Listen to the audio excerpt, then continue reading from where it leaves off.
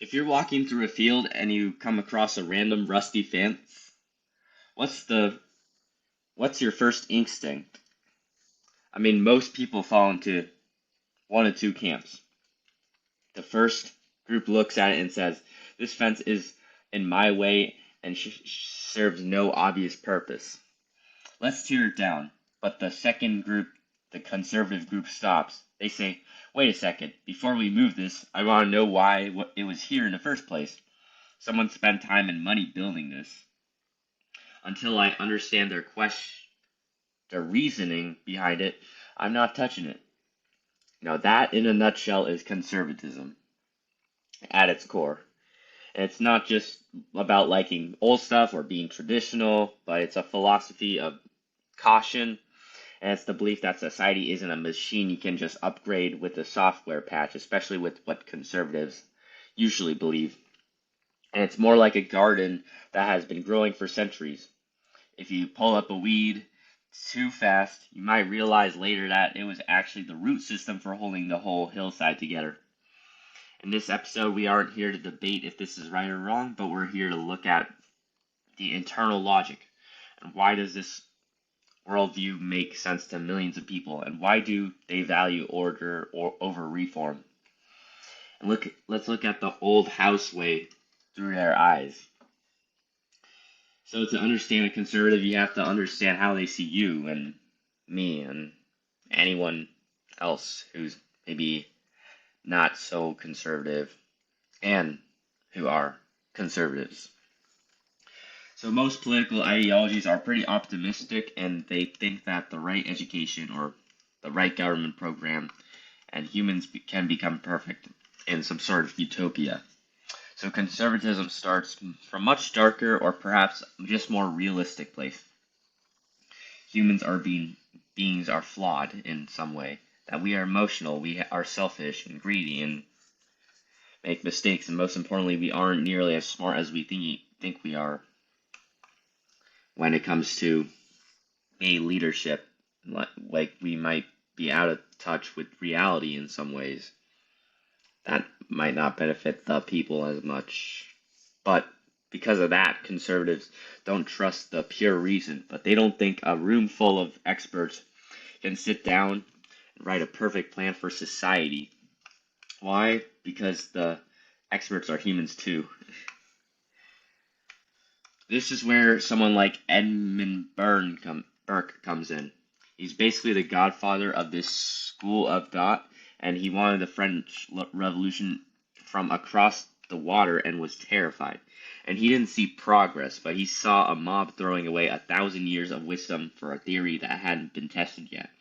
And it was quite a mix of socialism at the time, but Burke had this beautiful, famous idea that society is a partnership, but it's not just a contract between people living right now, but it's a deal between the people who are dead, the people who are alive today, and the people who haven't even been born yet.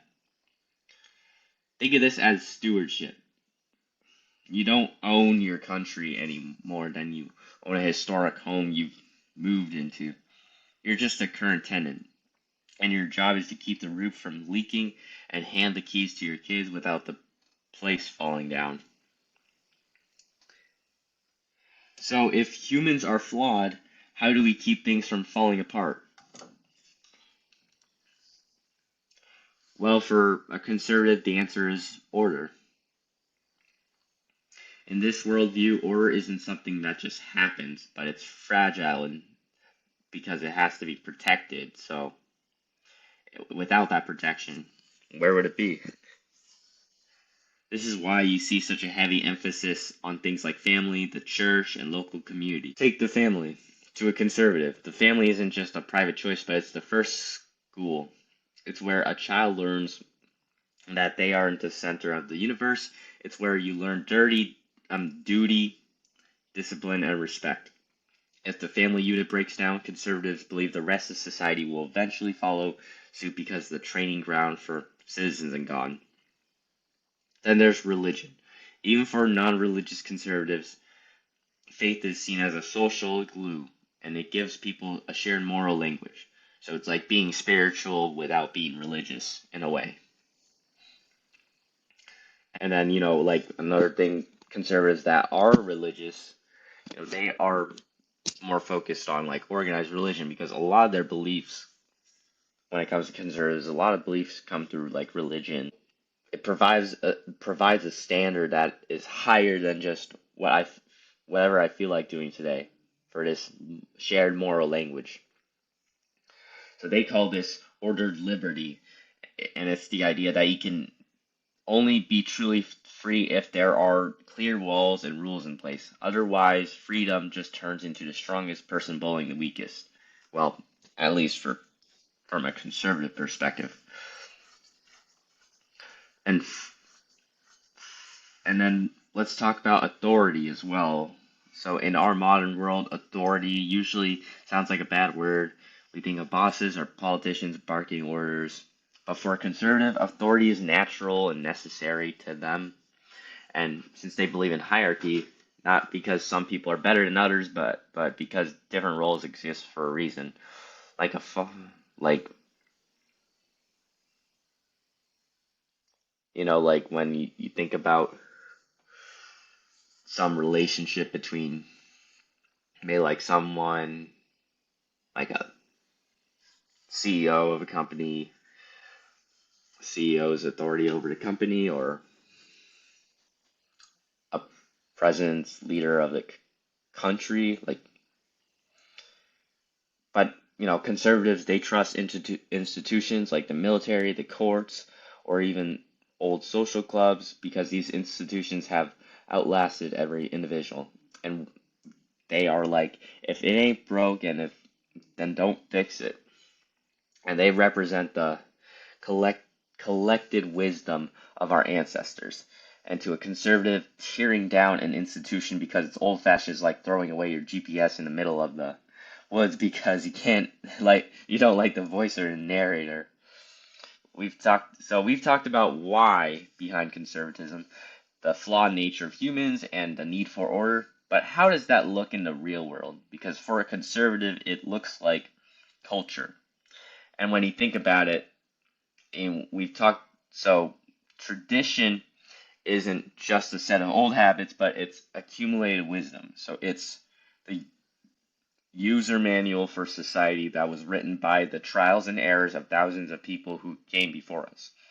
And conservatives believe that we don't build societies, but we inherit them based on generation to generation.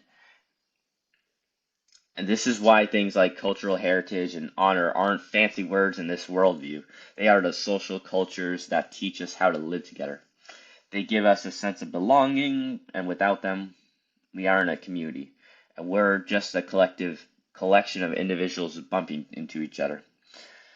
There's also a big focus on property rights, and now this isn't just about money, but for a conservative, owning a home or a piece of land is about independence and responsibility.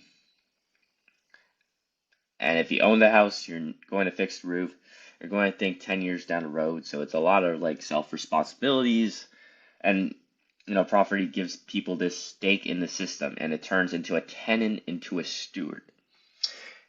And finally, there's the idea of national identity. So a conservative usually believes a nation is more than just a government or border, and it's a family. And, when it comes to it's a group of people tied together by shared symbols, language, and memory.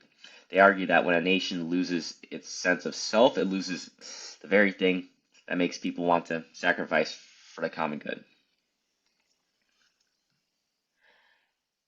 And then let's talk more about maybe what they view on when it comes to identity, because to conservatives, identity is like a very important thing.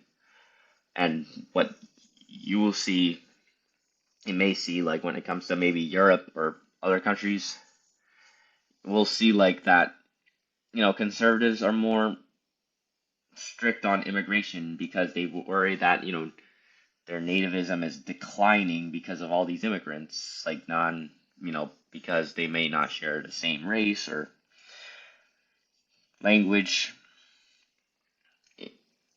And this is what motivates people to believe in such things, especially with what we've been seeing in the West. and we've talked about this before, but it was about like the Great Replacement conspiracy theory, and it has a lot to do with like identity,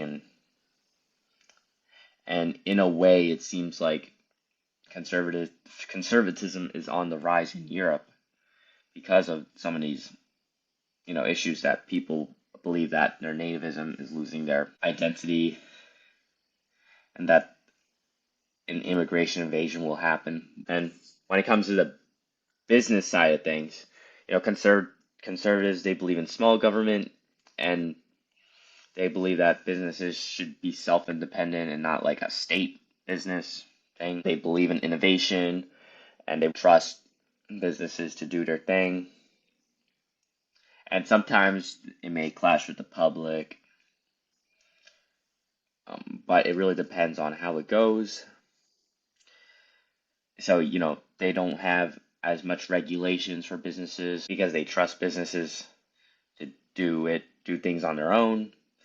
But yeah, here's where it gets a little more interesting. So conservatism doesn't look the same everywhere, since it's based on preserving what you have, and the what changes depending on where you live. So let's talk about the UK or Japan. Like, you'll see a focus on more like constitutional monarchy, where it's like the head of state, the king or queen, has limited power, and they have like a head of government, which is the prime minister. And it just means that unlike the kings 500 years ago, or queens, they have this constitution tells them, you can't abuse your power whatever you want, you can't do what you want to do, gotta focus on the people and not self. King or emperor is seen as a living bridge to the past, so still a lot of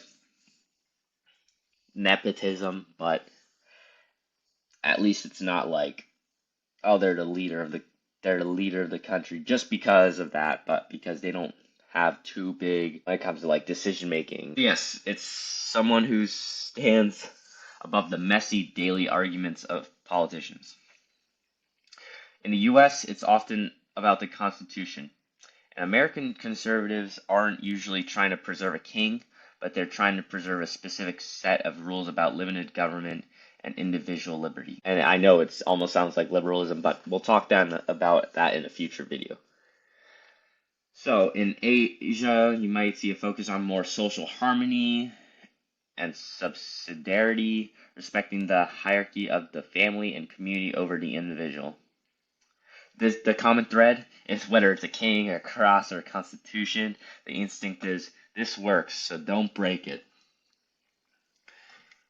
If you're looking for the most single persuasive argument for conservatism, it's prudence. So it's the humble admission that we don't know everything, and a conservative looks at history and sees a graveyard for perfect ideas. They see revolutions that started with liberty and ended with the guillotine. They see reforms that sounded great on paper, but destroyed local communities in practice. And the conservative argument is that stability isn't a given, and it's a miracle. Order is hard to build, but incredibly easy to destroy. Their strongest point is that isn't that old house is perfect, but it's that reckless change is more dangerous than imperfect continuity. They aren't saying never change, but they're saying don't jump until you're sure there's a floor underneath you. Like, just be cautious. If we're gonna change, then we might as well be prepared. And then the critical lens, when caution becomes a cage. So we have to look at the flip side as well. Like, we talked about the pro-conservative, but we're talking about the more anti-conservative point. What is the biggest criticism? So the main argument against conservatism is that caution can easily become an excuse for injustice. And if your primary goal is to keep things the way they are, then what happens if the current system is actually hurting people? And critics argue that conservatives often confuse what is familiar with what is good, because they worry about protecting the old house, like social norms that have worked for centuries, but conservatives are also protecting the walls and the lead in the pipes. Just because a tradition has lasted a long time doesn't mean it's moral. And this is the great tension of the ideology.